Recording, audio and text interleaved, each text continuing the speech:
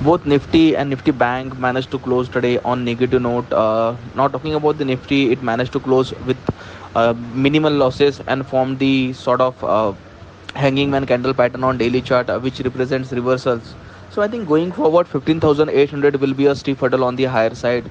So until unless we don't see any decisive close above 15,800, it will act as a fantastic support. And once we see decisive close above 15,800, then we may see a quick movement towards 16,000 odd levels. So I think on the higher side, 15,800 will be a steep hurdle. Now downside, 15,680, 15,600 will be a fantastic supports. So any dips near those levels will be again buying opportunity. Now again talking on the trend reversal level, which is somewhere coming around 15,470. 15,470 will be a trend reversal level. Below that we may see some trend reversal for the near term. Now let's talk about the Nifty Bank. Nifty Bank again managed to close with loss of 1%, formed a sort of bearish candle showing some sort of rounding top pattern on the daily chart.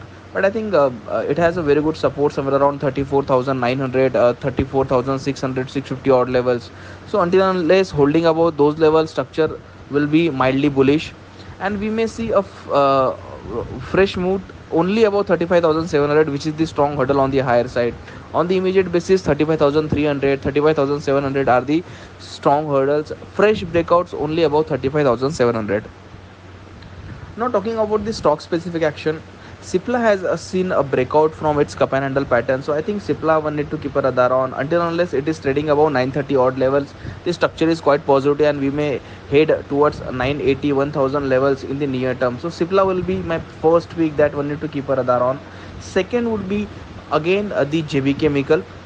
JB Chemical also has closed on the fresh high. So I think the structure is quite positive.